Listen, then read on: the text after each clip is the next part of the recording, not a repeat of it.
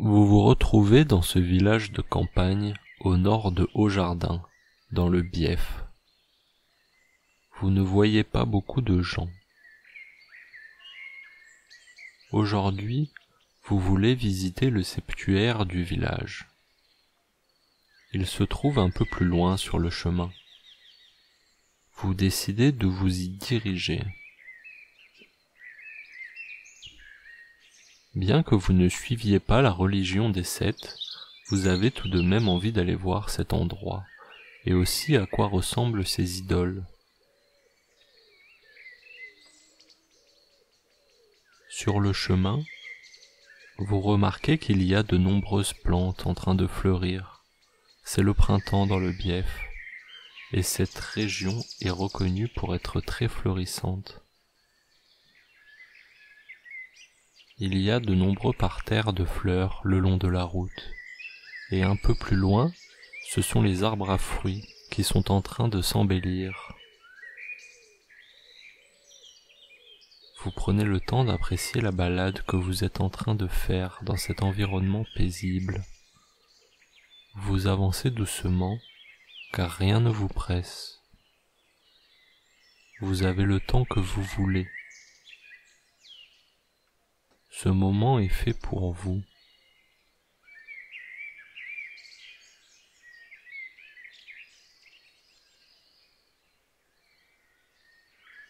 Vous apercevez maintenant le septuaire depuis l'endroit où vous êtes.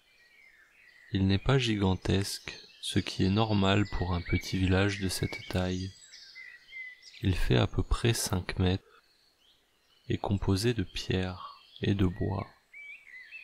Tout en modestie, il n'y a pas d'ornement extravagant. Ce sont les habitants d'ici qui l'ont construit avec leurs moyens, pour prier ou pour se recueillir. Vous appréciez la simplicité de ce septuaire et son authenticité.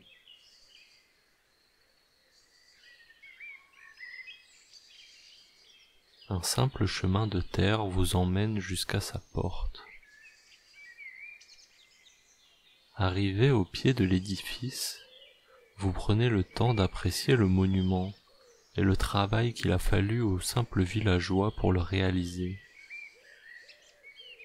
Même modeste, cela reste un exploit pour une petite communauté comme celle-ci.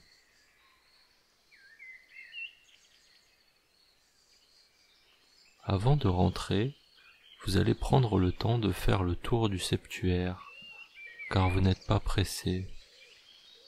Ce moment est fait pour vous, et vous décidez de l'apprécier à votre rythme. En faisant le tour, vous posez votre main sur les pierres et ressentez une énergie qui s'en émane, une énergie qui vous réchauffe et vous renforce.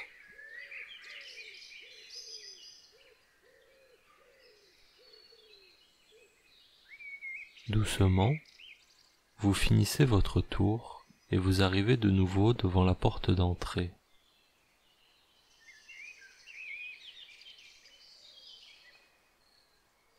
Vous décidez maintenant de rentrer. À l'intérieur, il fait plutôt sombre et frais. Il n'y a pas beaucoup de fenêtres, et la plus grande partie de la luminosité vient des bougies qui sont allumées un peu partout. L'ambiance est calme et apaisante. Tout autour de la salle, vous voyez érigées 7 statues représentant les 7 visages divins.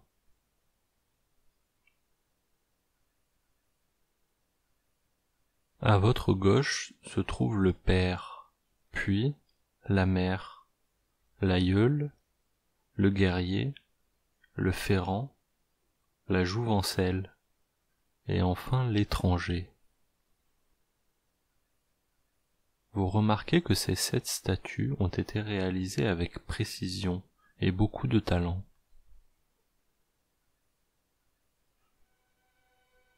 Doucement, vous vous approchez du Père.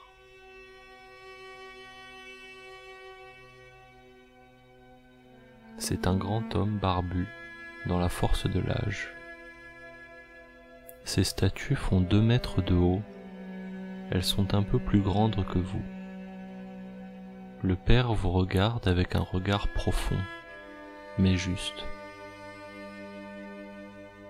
Il porte une balance dans sa main droite. Vous souhaitez que le père vous juge équitablement et qu'il vous donne la force d'être juste dans vos décisions. Le père vous regarde avec bienveillance.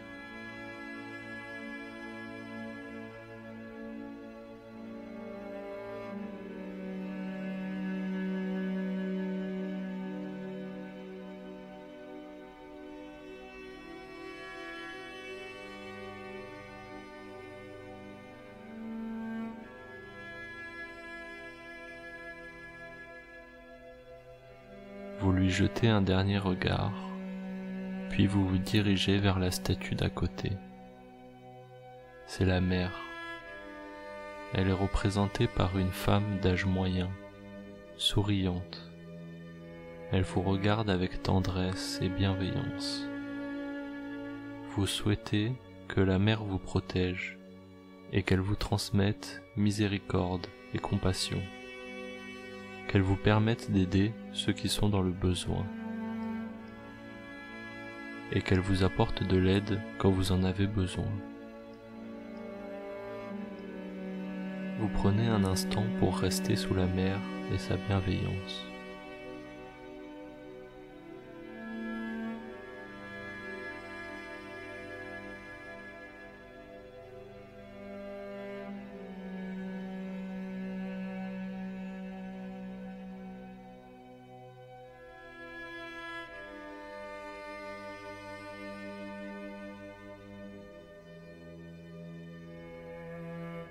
Vous la remerciez et vous dirigez vers l'aïeule.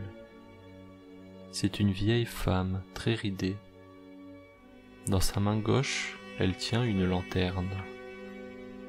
Vous souhaitez que l'aïeule vous transmette sa sagesse et sa connaissance, qu'elle vous guide avec sa lanterne quand vous serez dans l'obscurité.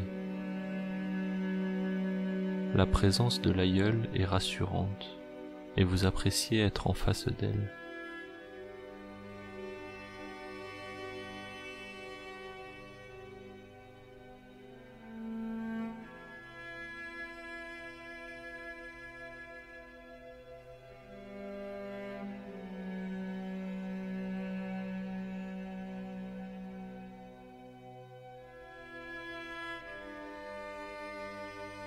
Vous vous inspirez une dernière fois de son regard paisible, puis vous avancez vers la statue du guerrier.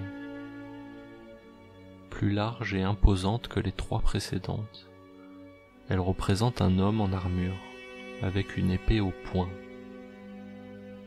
Vous souhaitez qu'il vous donne la force et le courage d'affronter les épreuves de la vie, mais aussi qu'il vous protège. En face de lui, vous vous sentez à l'abri, comme intouchable, invulnérable.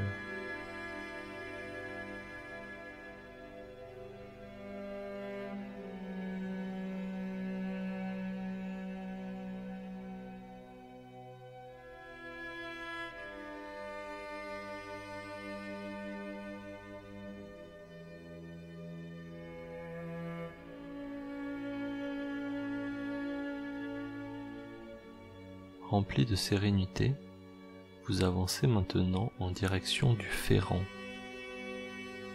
C'est un homme robuste et moustachu, portant un tablier et un marteau.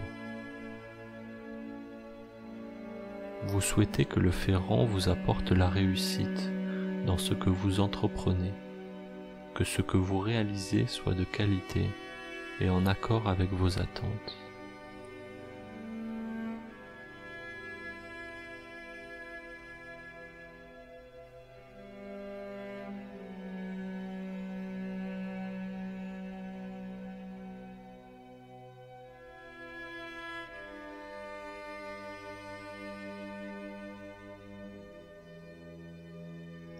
Puis, vous vous tournez vers la jouvencelle. C'est une belle jeune fille, à l'air innocent. Vous souhaitez qu'elle vous apporte la candeur que vous aviez enfant, ainsi que l'innocence et l'honneur.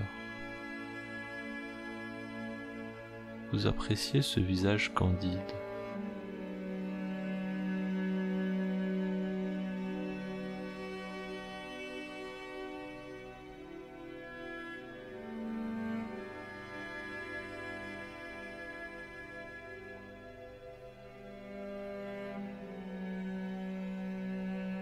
Enfin, vous voyez l'étranger qui est représenté sans visage.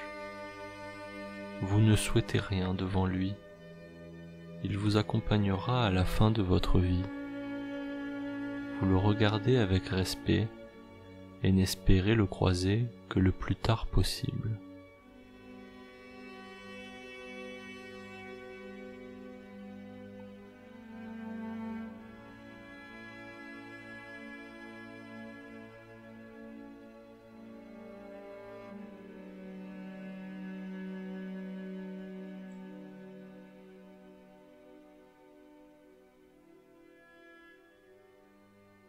Maintenant que vous avez vu ces 7 figures, vous décidez de sortir du septuaire. Le soleil est éclatant dehors. Vous prenez un moment pour vous habituer à la lumière. Cette expérience vous a énergisé, mais aussi donné courage et force, ainsi que tout ce que vous avez souhaité. Vous avez apprécié cette expérience spirituelle.